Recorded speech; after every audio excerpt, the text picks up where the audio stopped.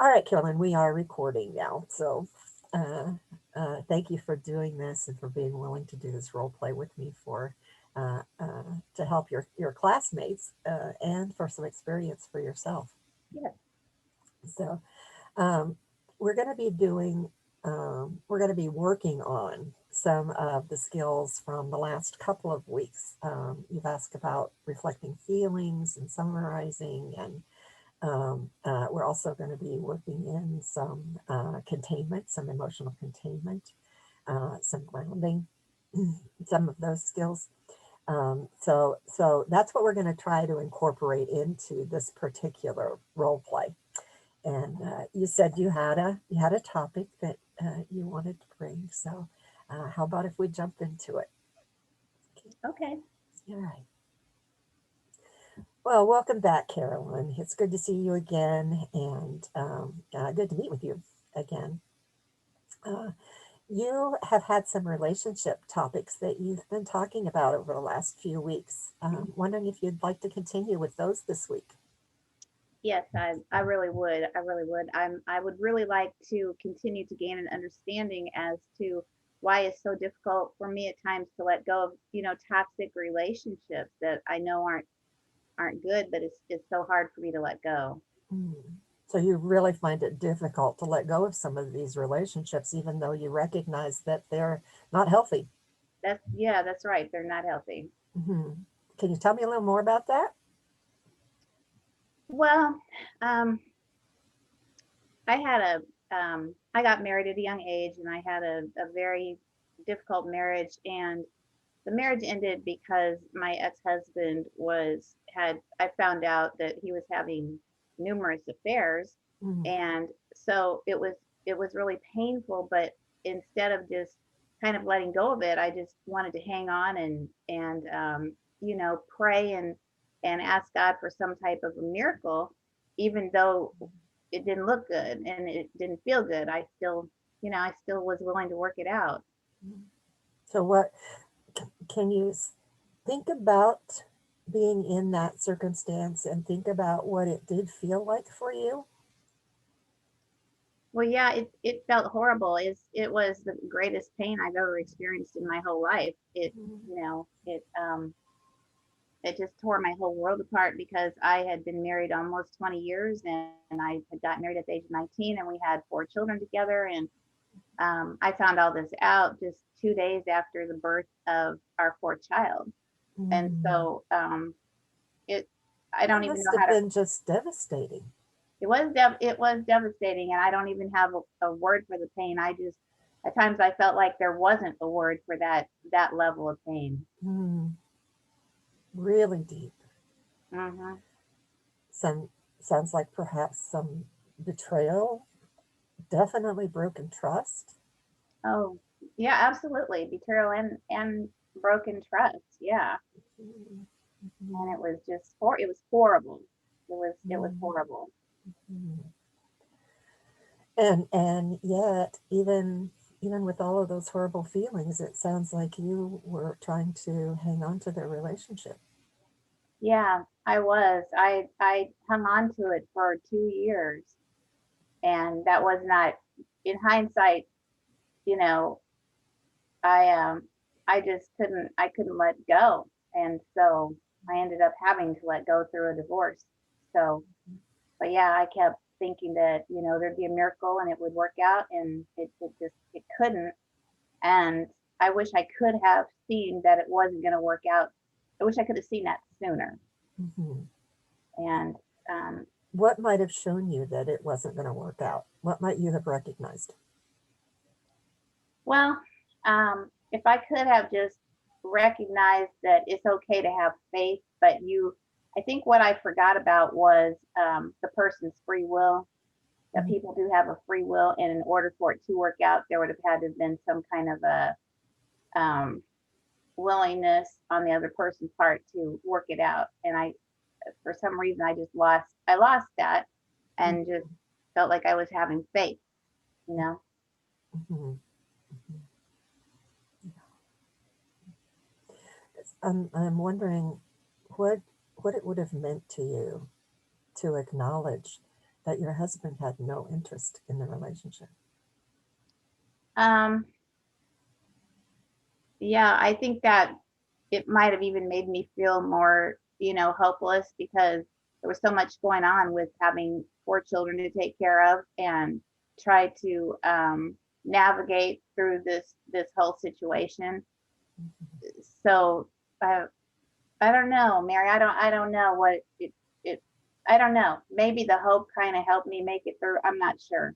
Okay, well, that sounds reasonable to me. Um, Mhm. to have the responsibility for parenting um,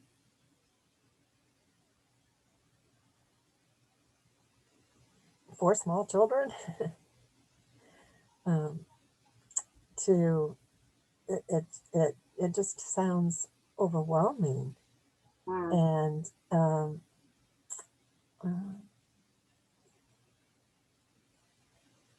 sounds pretty normal to me to not want to accept that. It Oh, yeah. must have really seemed like your whole life was crumbling. Well, it did because I had, like I said, I got married when I was 19, so I had known him since I was 17, and to have all that time invested in a marriage, I guess I just wasn't, ready to like, for lack of a better term, go down without some kind of a fight. Hmm. And so, but yeah, so it was hard, and it took me a long time to really feel like I had gotten some, healing from that. And then I didn't remarry for 18 years. Hmm. Yeah, I single parented 18 years, and then I got married again. And shortly after I got married again, this person started to uh, manifest like fits of rage and verbal and emotional abuse. And I it took me a long time to get out of it. It took me 8 years to come out of that one. And I did, the reason I'm here is I don't want to repeat this pattern in my life of, when I look back over past friendships, there were times where I should have said, you know what, this person isn't right, and cut it off. So I'm just at a place now where I want to make sure I don't have this pattern anymore. Hmm. So you've seen these patterns repeated in your life, and and you don't want to keep repeating them. No. It really sounds to me like there might be some issues here of trusting yourself, because on the one hand you say, I should have seen, or I saw things that, maybe there were red flags there, and for whatever reason you weren't able to acknowledge those red flags. Yeah, I think that there might have been a couple of red. I didn't see any red flags in my first marriage. I think I was too young to even really understand red flags. Hmm. But in the second marriage before I got married, there may have been a couple of red flags that I missed. Okay. Um, but I didn't see big problems until after the marriage. Mm-hmm. So not the fits of rage. I didn't see that until after, the marriage. And again, it was me trying to fight for the marriage. It was me trying to say, what's wrong with me? What am I doing wrong? It was me trying Mm. to say, am I causing these outbursts? And so I read a lot of books. I took online classes. I went to counseling. I did everything that I could to find out what was wrong with me that was causing this type of situation. Mm. So you took the burden of that on yourself. If Hmm. there was something wrong, it had to be about you. And if it wasn't getting better, it had to be about you. Yeah, and I kind of did that in the first marriage too, because after all of that came out, I started thinking, maybe if I had lost weight, or maybe I was too heavy after the pregnancy, or maybe if I was a better wife, none of this would have happened. And Hmm. I really, that was a very painful time for me, Mary. Very, just Oh, right now talking about it, I yeah. just looked at myself as to, I guess, and then of course, the first person, even though he had several affairs, was blaming me for his actions, and so I Mm. guess I kind of went along with that. Mm.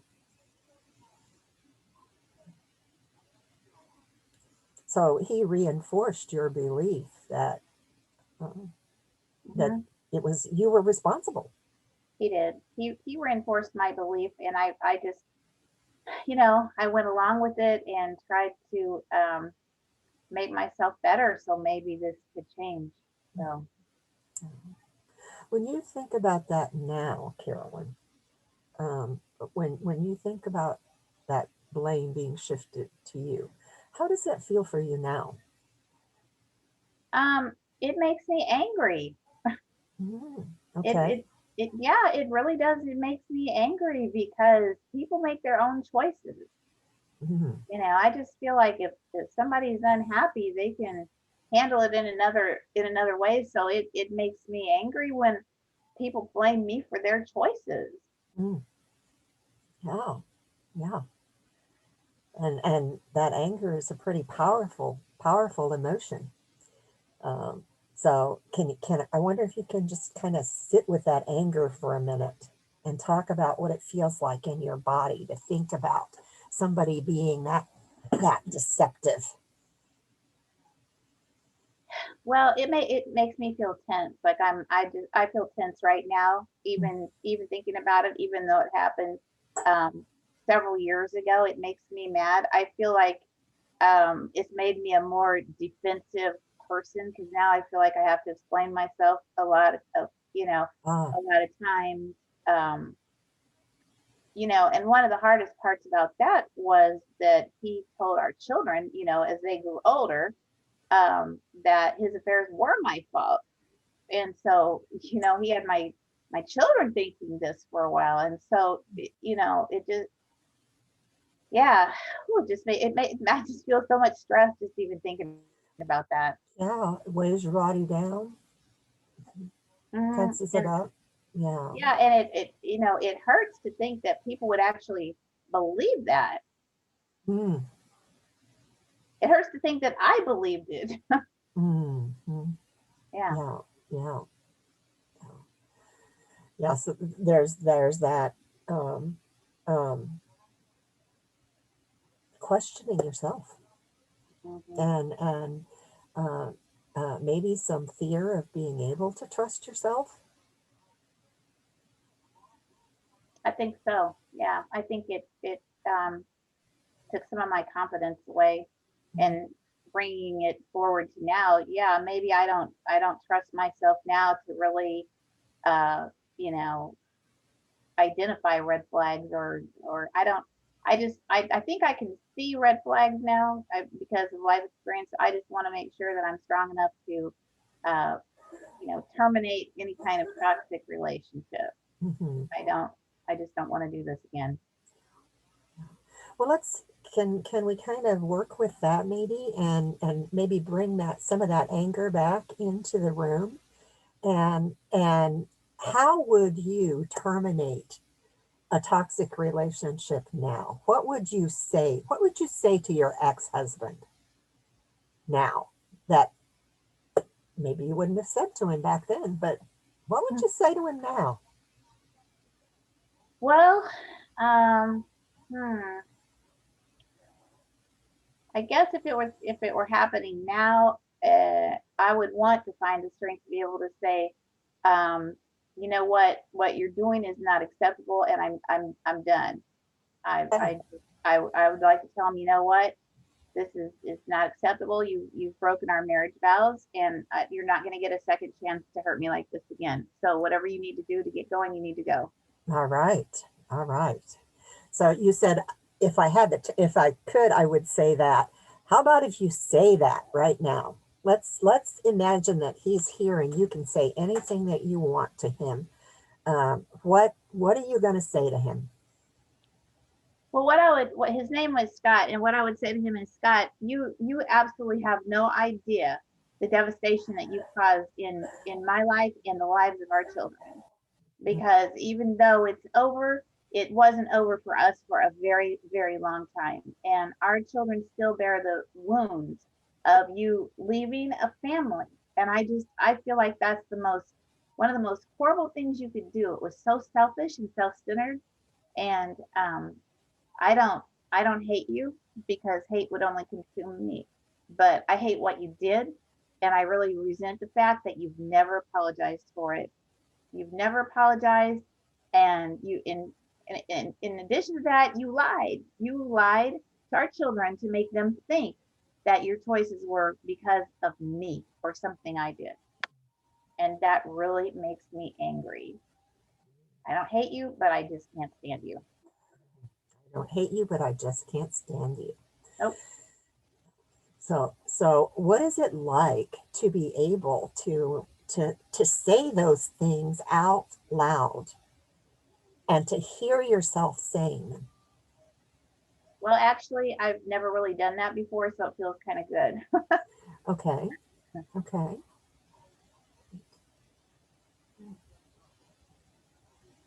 Well, I'm glad that you had the opportunity here. I'm glad we were able to do that. So it feels kind of good to be able to say those kinds of things, and uh, to express Hmm.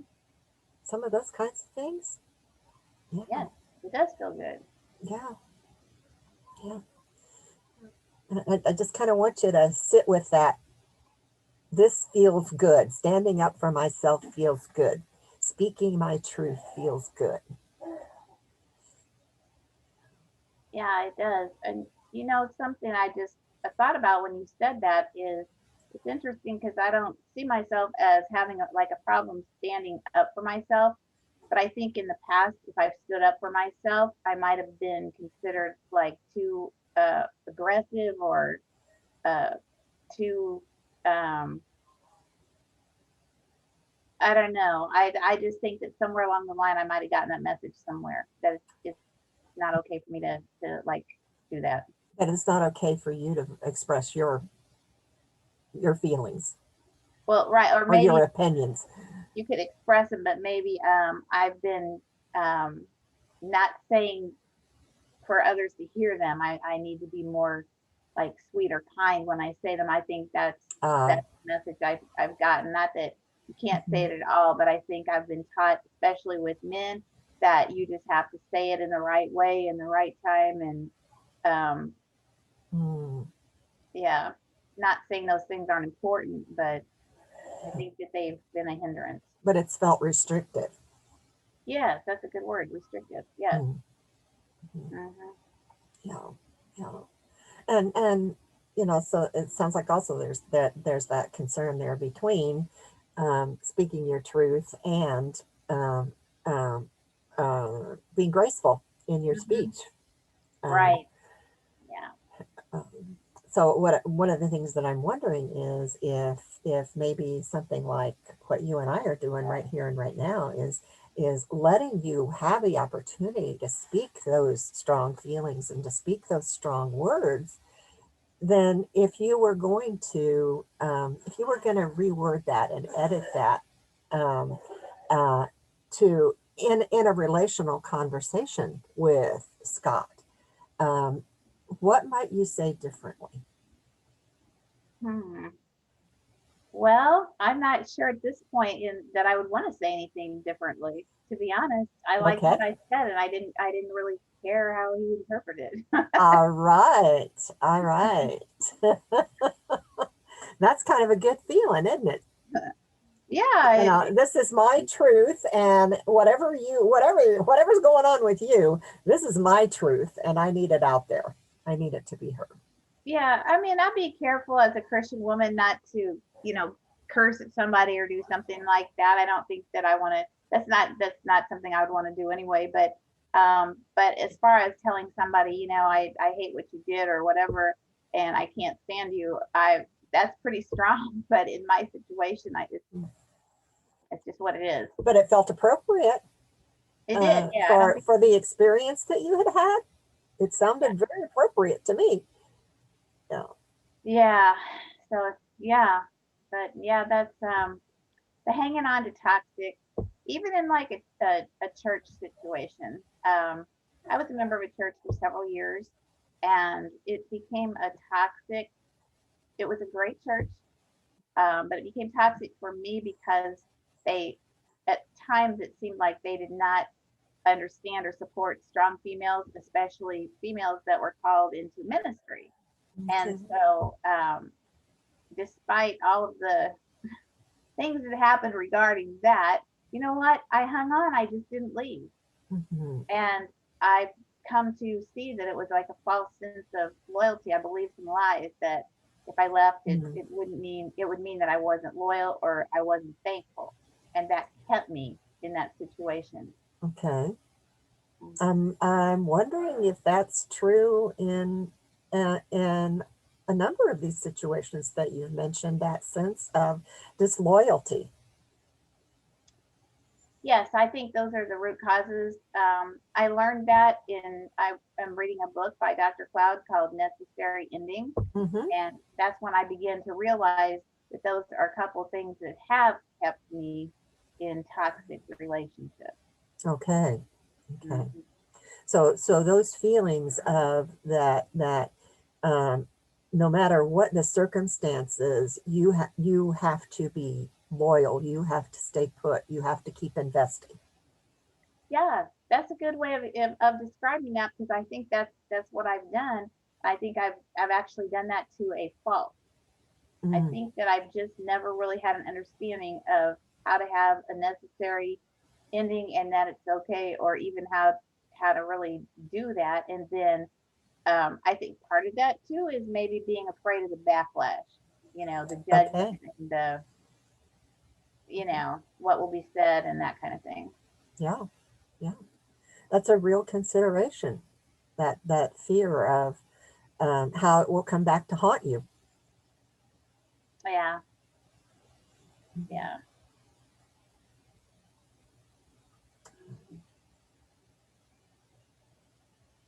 And it does sound to me like that there is so much there that has uh, broken your trust.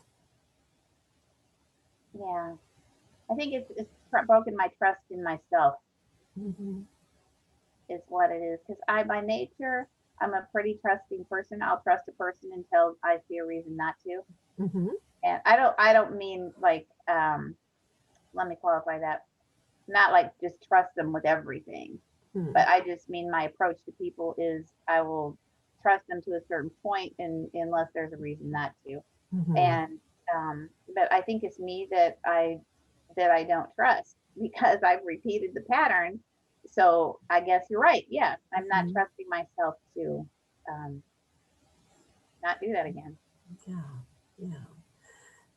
I'm wondering, Carolyn, maybe if you have some idea of what you've been needing that you haven't been getting in those relationships, or what you've been needing that they provided for you at least for a while. Wow, that, well, that is a great. Yeah, I know what I need, and I wonder what they were providing because they ended up providing a lot of uh, heartache and pain and mental anguish. So Mhm. I can't And say yet right. you stayed. I know that's what my. I mean, I hate to laugh at myself, but that's what my dilemma is, and yet I stayed. I Yeah, won't. and you kept trying to make the relationship better, Yes, to figure out what was wrong with you that would fix things. right, exactly. Hmm. So that's a good point as to what were these relationships providing for me. Hmm. I don't know. I don't know. Something to think about. I've never thought about that like that. I will think about it. Yeah. What were they providing? Hmm. Hmm. Hmm. Because it seems like maybe there's some kind of strong unmet need there that you keep trying to get filled, or get met, um, and um, for whatever reason, um, you find some of those relationships unsatisfying. Yeah. yeah, I like, um, I think it's basically with men right now, to be honest, because my Okay. female friendships are good. I have healthy female relationships. Mm-hmm. I don't have any toxic friendships anymore, so there's definitely been an improvement in that area. There's mutual respect with my friends. We have the type of I have the type of friends that can tell me the truth about myself, and I can tell them the truth or what we think. I have really healthy female relationships. It's the male relationships that I'm bombing at. That you're struggling with. Yeah. Well, and I think it's good to be able to celebrate that having those strong relationships with females, those healthy relationships with females, tells you that you are able to have healthy relationships. That's a good insight because I didn't think about it like that. Yeah, I guess that makes me feel better. Uh, Maybe I'm not as flawed as I thought. Mhm. So then we want to look at, so what happens when a male enters the picture? What shifts? Because you're using these relationship skills in relationship with your female friends. So what happens when a male enters the picture? Hmm. A lot of anxiety is what happens when a male enters the picture. Okay. Anxiety because what's that internal messaging say? Hmm. Um, yeah, I guess I just would like to be in a male female relationship without the fear of rejection. Mm, I think, okay. yeah, I don't, I feel very, I don't know. This is so enlightening for me. I don't feel like any of my friends are going to reject me. I don't have that sense about any of them. Um, Okay. I think that, the the closest friends that I have, my inner circle, we're probably going to be friends for the rest of our lives. Mhm. But I think when a new person enters a male enters the person or the picture, I think there's a sense of I could be rejected. And I guess what I would like to be able to do is, and this is where I'm not, is if I'm talking, trying to develop a friendship, whatever with a male, and it's toxic. I can sense, hey, this isn't gonna there's something wrong here. I would just like to be able to say, hey, it's nice knowing, not literally, but it's nice meeting you or whatever, but I don't think this is gonna work. Instead of waiting for that person to do that, I would like to be the one that decides for myself, this is not gonna work for me. Okay. I think that's a pretty powerful insight there. That waiting for someone else, um, waiting for someone else to reject you, giving someone else the power to reject you, rather than you saying, "I have the power to make a decision here about whether or not this is good for me." Yeah, and that's where my hang up is. What I again, I know it looks like I'm looking at flaws, which is not bad, but what is inside of me that this is what I want to understand. What's inside of me that I just won't do that. I'm not saying I never do it, but let's say that I like the person. Like I think, oh, this is somebody I might like to talk to and get to know better. Mhm. Okay. So when things begin to get toxic, and then I'm thinking, this person, there's something not right. Um, and then I start looking at, well, what am I doing? It's the same pattern. What am I doing wrong? And Mhm. then I think I'm not really doing anything wrong. This person has some kind of toxicity. So why can't I just like back up and eliminate this relationship in the initial thing? Why can't I just let it go and forget about it? Mhm. That is my struggle. So, what happens internally for you to pursue once you start to recognize toxicity in a relationship? Uh, I don't know that this is a conscious thought or not, but maybe at some level I'm thinking that um, I still want to talk to the person because maybe I'm lonely or I'm not exactly sure about that. Okay. Okay.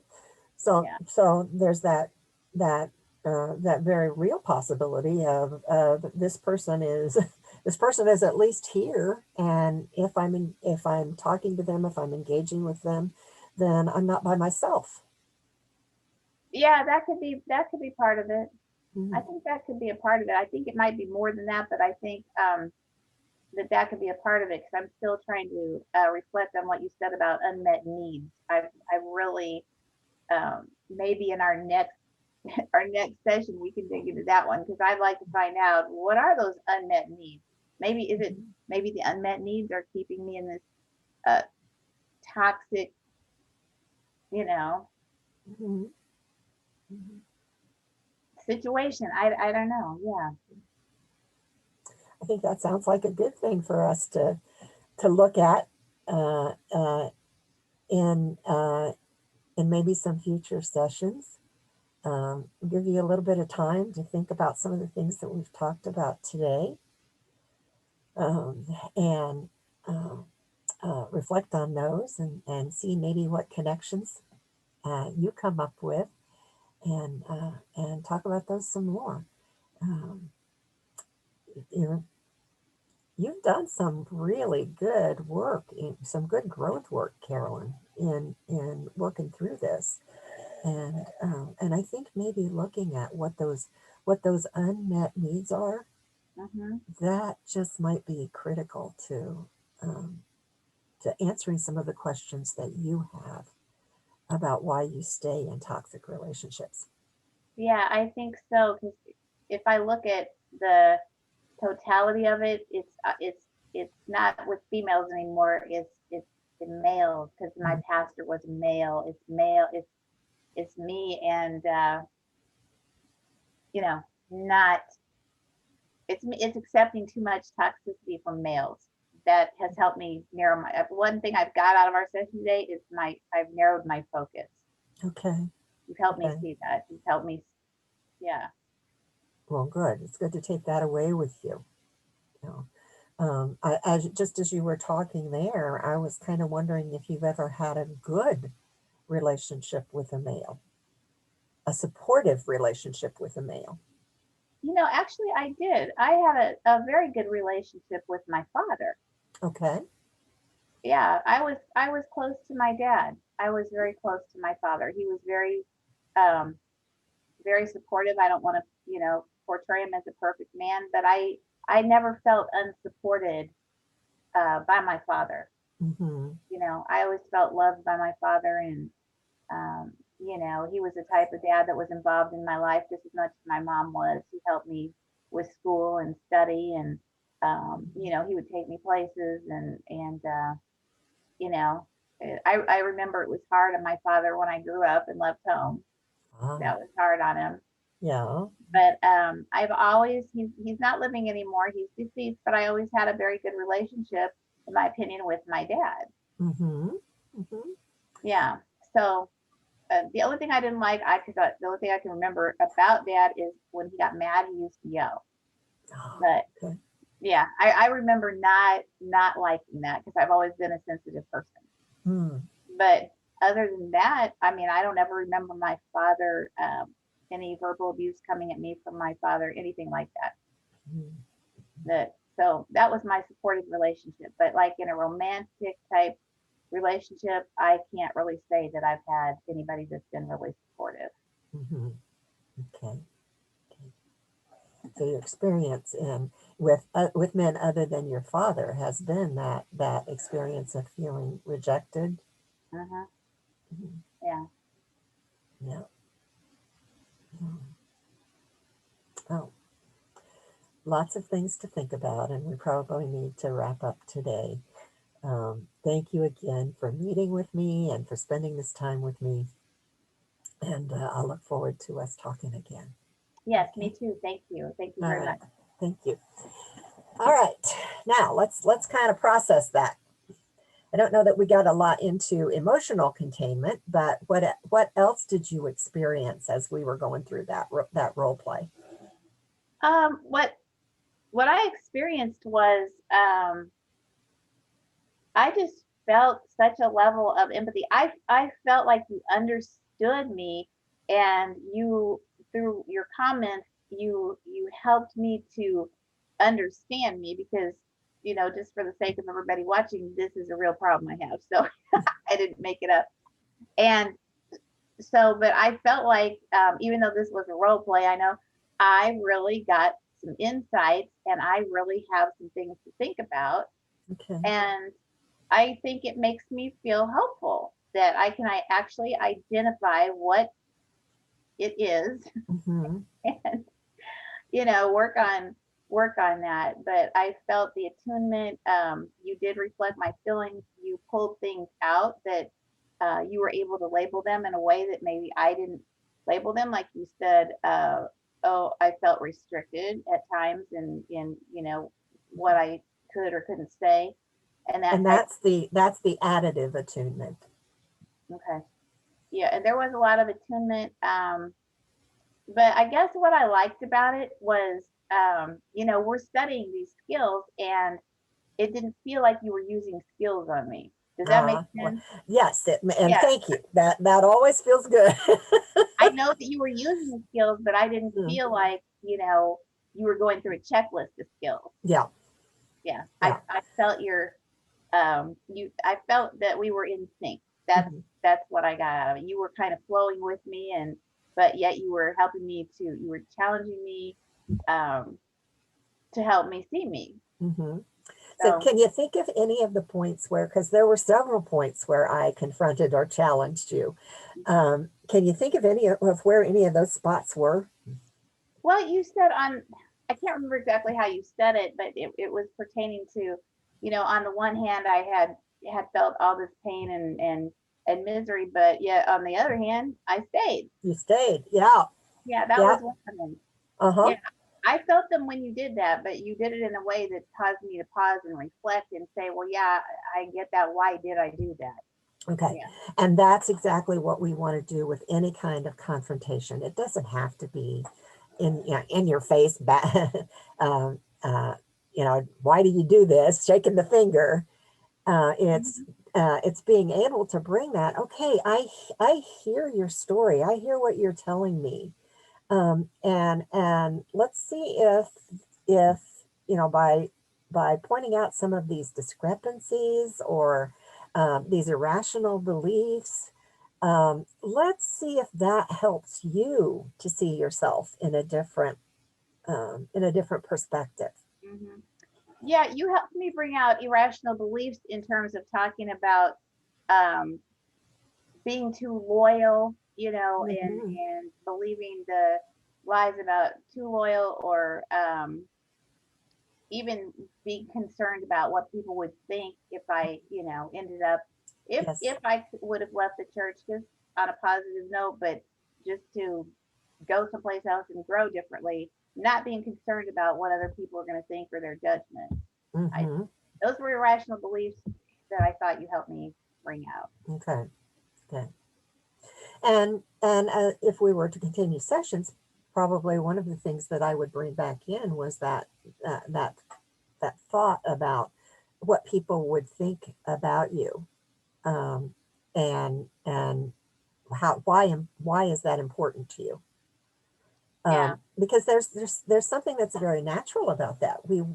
It it it follows that rejection theme Hmm. of if people are judging me, or if I'm not pleasing them, or if I'm doing something that directly displeases them or that they don't understand, then there's a pretty good chance that they might reject me. Yeah, and I think that's good that you're bringing that out because I'm guessing that the majority of counseling clients have that somewhere in their life. You are absolutely correct. Hmm. Yeah, That's what seems to I me to think you'll find participate that to in. be true. Yes. So, Yeah, yeah. Well, any other comments about the role play, about the session? Anything that you think might be that was helpful to you, or you think might be helpful to your classmates? what was helpful? I think what was the most helpful for me was your flow with me. Mm, I just felt like I don't know how to explain it. You had like this, I guess that would be you were using the skills, but it didn't feel like you were using the skills. mhm. because I know when I'm doing my role plays, I am feeling like I'm using the skill. I want to make sure I'm using the skills. Yeah. So I think that you combine the art and the science of counseling, and the tuning was definitely there. I liked how you pulled things out. Sometimes you did say what I said in terms of like anxiety or the great pain, but then you put some other words in there with that too, that brought some more dimension to it. So I can see the value of the feeling wheel, and um, I know personally I need to spend some more time maybe memorizing some more feelings on the feeling wheel because they Or don't. keep it in front of you. I am not ashamed at all to say that there are times when I keep the feeling wheel in front of me, particularly working with more difficult clients, um, Okay. because it triggers. It's a good reminder for me. So Yeah, because even though I know a lot of the words on the feeling wheel, they don't come to my mind as easily as they come to your mind. So, mhm. um, yeah, but I thought it was a great opportunity to do the role play with you. It helped me personally. It's going to help me professionally because Good. now I can see what I like, Mary. Is now I can see what I'm going to. I want to get into that flow like you did that. Ah, That's what well, I want to and some of that just comes with practice. And even then, I mess up sometimes. I noticed there were a couple of times, I think, if we go back and watch this, I think you're going to find a couple of closed questions in there that could have been phrased differently. Um, and so it's, um, but, but what's more important is what you have brought out, that, that feeling that I'm with you, hmm because these skills are something that we all can learn, and we need to practice them to get more comfortable with them. But the key is that, and I work really hard at this, that when I give a response, it's tied into exactly what you've said. And because I'm paying attention to you, I'm listening to you. I want to know about you. And I think that's an important piece. Now, having said that, right now you guys are practicing a lot of these skills for the very first time. You're practicing them in an artificial environment. And so right now your thoughts are going to be more on the skills that you're demonstrating than much of anything else. So that's why you learn the skills, and then we give you opportunity to do more of the engaging with the client, and um, uh, the actual counseling role plays rather than skill building role plays. So I think that's a great point that you brought out. Yeah, it was very very powerful, and I didn't really notice the closed questions, and I think maybe for myself and my fellow students, maybe we shouldn't be so hard on ourselves if we use a closed set that we should do them. But I would agree with that. because I didn't, even though we're studying that, I didn't. I was so into the whole session that I did not pick up on you asking a closed question. Anything that you did helped me to think about what you know. Yeah. And we want you to get to the place where if you ask a closed question, it's not a big deal. The reason that we emphasize that so much up front here is because it is so natural for us to ask closed questions or to ask multiple questions, without waiting for the client to respond. That or to ask everything in the form of a question. So that's why we put that emphasis on this early on, so that you kind of get out of the habit of it, that you start noticing when you're doing it. And then when you're sitting with a client, there are going to be times when you're just going to ask a closed question. That's just um, and it doesn't really have anything to do with bad skills. It's that you're engrossed with the client, and this is the question that comes to mind based on what they've just said. So Yeah, uh, and another thing that I felt like I didn't like feel like I was in a counseling session. I felt like that I was talking to somebody who really cared about me and could help me gain some insights into my problem. I Sure. know you're a counselor. I know it was a counseling session, but I just didn't feel that way. I felt like you really cared about me and you were going to help me gain some understanding into myself. So Yeah. And I think that's really important for us to create that kind of atmosphere. Um, the every client that comes through my door, or right now through my computer, uh, is I feel like is ordained to be there by God. yes, And so I want to know this person that God brought into my sphere of influence. And it's not about skills. It's how can I walk alongside you and help you to grow, to be healthier. And in order to do that, you have to teach me about yourself because you're the expert on you. yeah. I don't know, Mary. I don't know if I'm an expert on me or not. That's why I need some help. Well, you're the best expert on you right now, and then we can explore that. We can explore ways to grow. So, all right. Anything else that you want to comment um, about the session? No, I mean, I tried to get, I wanted to get into the containment of emotion, but I couldn't bring it, I That's all couldn't bring right. it forth. That's not a problem. That's not a problem. Uh, There might have to be you might have to get a different candidate for that. well, or might have. A lot of times that's not stuff you can just call up. So I may be able to find a video or uh, Mhm. a session that's been posted where counselors demonstrate that. The keys there are being able to be present. You know, the closest you and I came in this session was when we were talking about anger. Yes, And I invited you to express your anger, and then I validated it. yes, that was good. It's okay to have these strong, angry feelings and to kind of examine what it's like to be able to say that out loud and what it feels like when others don't respect your feelings uh, or don't hear you. Um, so that's kind of that's an example of a lot of the ways that we will do containment. Sometimes we'll have people who are just really in the uh, their affect is really um, uh, uh, high, Hmm. um, or even labile all over the place. Um, but uh, but giving somebody the opportunity to experience an emotion that they maybe have not had a lot of opportunity to experience, then um, the message hopefully that gets sent is okay, your anger didn't destroy me. It was okay for you to say it. Sounded appropriate to me.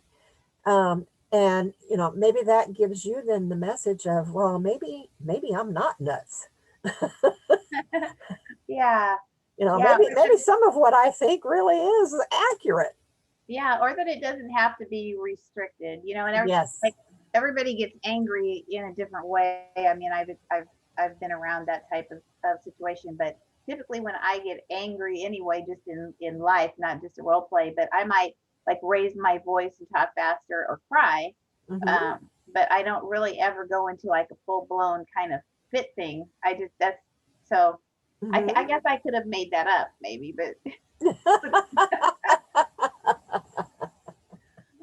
You did fine for you. yeah, That's the other thing is it's what works for our client. yes, yes. Not I have worked with supervisees who it's their goal in their sessions to get their client to cry. Why in the world would you do that? They feel like they've had a good session if they can get their client to cry.